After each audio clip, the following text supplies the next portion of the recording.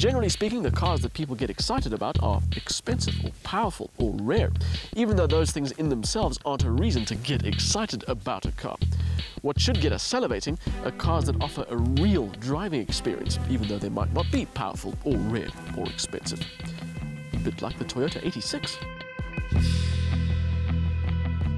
This is one of those cars that was highly anticipated by the internet, Toyota fans and motoring nerds in general, and once it arrived it caused much joy, because quite simply it lived up to the hype that had been created around it. A lightweight rear-wheel drive sports car made for the enthusiast that was as much fun to drive as the look suggested it could be. Even though it was an instant success, Toyota haven't waited the customary 4 to 5 years before giving this car an update. In fact, they've got a policy of continuously updating it, so it's already had some suspension tweaks to make the steering sharper and give it better feel. It's also had some styling updates and some aerodynamic tweaks, and they've also added a limited edition. Called quite unimaginatively the 86 Limited Edition, it has interior and exterior upgrades to make it stand out somewhat, and if you happen to see one, you'll know it's a rare sight. There are only 86 of them being made available in South Africa. The first clue that you're looking at an 86 Limited is that it's either red or pearl white.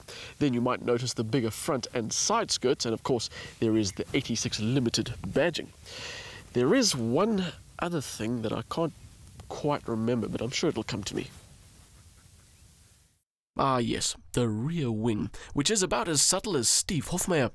That's all I'll say about the wing itself, because the idea of it is more interesting to me. Here's a car that's famed for having a waggly tail, and yet the point of a rear wing is to provide downforce to make the tail less waggly.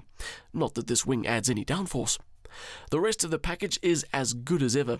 It's a well-sculpted little thing that gets attention and really stands out as one of the nicest looking cars Toyota has ever made.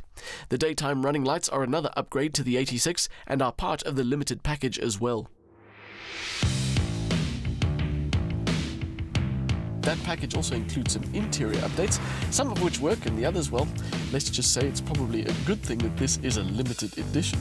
The black and red Alcantara seats and the door inserts are okay, but the gear shift lever, the handbrake lever and the steering wheel are all a bit over the top. Well, for my waspy tastes anyway. The entire 86 range has had an equipment upgrade as well, and now features a touchscreen infotainment system with Bluetooth. Sat-nav is an option. It's a proper sports car cabin list that folds around you and draws you in. It's got just the right balance of good ergonomics, comfort and snugness. The boot is still useless for luggage, but that's okay. The rear seats are useless for passengers, so just put your bags in there. And that just about sums up what makes the 86 Limited the limited edition that it is. If you're one of those people hoping for more power, well, I hate to tell you, there isn't any. It's still the same 2-litre naturally aspirated 4-cylinder with 147 kilowatts and 205 newton meters, but it also still has a 6-speed manual gearbox, and power is still sent to the rear wheels. Although Toyota had seen fit to make upgrades to the suspension and styling, apparently they're very happy with the drivetrain, and why wouldn't they be? A lot of people, myself included, would love this car to have a turbo motor or just more power, but honestly, I completely get why they stuck with what they've got. With more power comes more potential for trouble, and the best way to nullify that is to keep things at a rolling boil rather than a raging inferno. And that's what I love about the 86. It's accessible, and you don't need to be a rally ace to get the best out of it and have a bit of fun. You just need a little bit of confidence.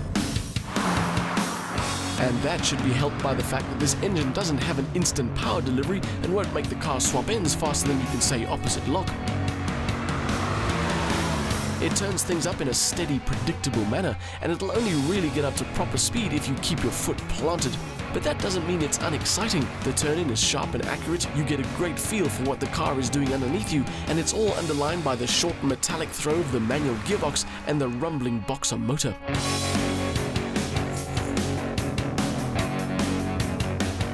Of course, if you want to get waggly, you can turn things off progressively. This button in the center console relaxes things slightly, but if you want to disable everything completely, you can. It's not a very simple procedure, but the internet knows what it is. The Toyota 86 Limited might not be what everybody was hoping for, because it does feel like a car that's crying out for more power. But it is still good looking with a great sports car interior, and it's easy to live with every day. It's also a lot of fun without being terrifying. And with the limited numbers they're bringing to South Africa, it's your chance to own a special version of a special car.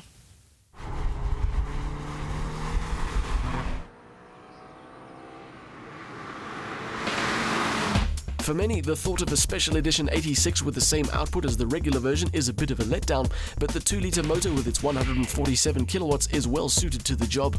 The special bits of this car are all cosmetic. While some make it an even more sporty package, there are others that are just a little bit too over the top.